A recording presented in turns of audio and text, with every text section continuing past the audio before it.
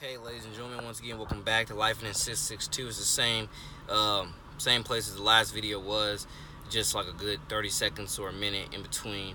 Yeah, because the other video was heading on to 15 minutes, and this thing won't, my iPhone and my iPad won't let me upload fully upload a video that's past 15 minutes, honestly, or 15 minutes and 2 seconds, 3 seconds. You get the point. But yeah, once again, back here, Life in 662. I'm in this van. We're out here waiting for this train to come so we can drop off the Amtrak people. Shout out us Amtrak and all they do. Shout out us CN and all they do. So forth and so forth.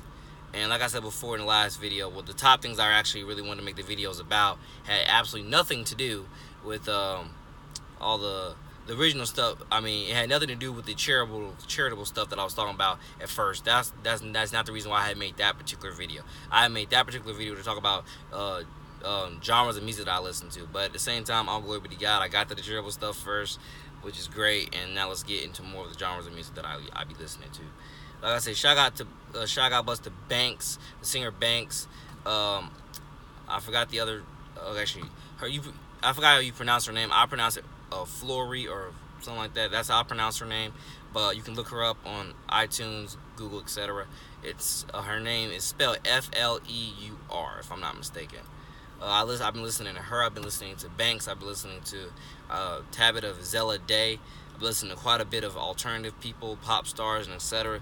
You know, like the top things. I really don't need to listen to anybody else's music to get ideas from my own. I literally don't. I think I've never had to listen to anyone else's music to get ideas from my own. But I can tell you that one of the top things that fuels my creativity with music is, you know, or at least what fuels my wanting to drop new music is listening to someone else's music. That's one of the top things that fuels my wanting to drop more and more music over and over is listening to someone else's music and thinking to myself, wow, look what they dropped. Let me get back to the drawing board. Let me get back recording. Let me get back producing. Let me ship this thing out and see how this thing goes. I mean, like I said before, you know, I'm 20 years old. I'm going to stay releasing music. I know some people have or find any which way and reason not to like the music, but like I said before, because like I said, my calling is different. I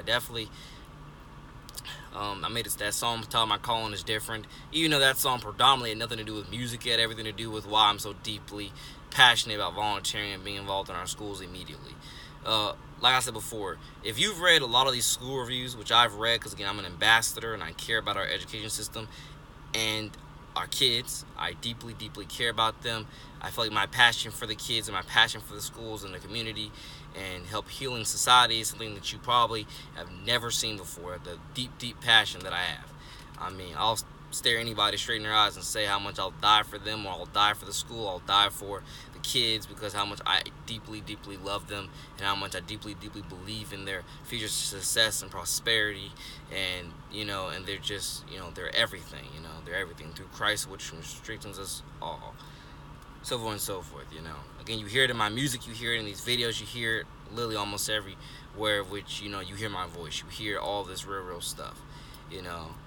That's it. I mean, one of the top things, like I said before, because I'm over here staring literally right across from a church. I forgot what it's definitely titled, but I'm over here I'm sitting in a van, and my granddad's restaurant is literally right here across from a church. But who am I kidding? I think on this exact same street, if you drive further down, you'll actually visit like 2 or 3 more churches. You know, and it's just like I say, you know, God bless the city, God bless everybody. But I've said it before, it doesn't really make a lot of sense to me to be, you know, it doesn't make a lot of sense for a city to have so many churches in it, like a church on almost every corner of the city. But yet a lot of people still lack so much spiritual discernment, and they still lack so much moral code. You know, it just doesn't make a lot of sense to me, honestly. But who am I kidding? The last time I was in the church, I can't really, you know, the last time I was in it, this past Sunday, it was a beautiful, beautiful time.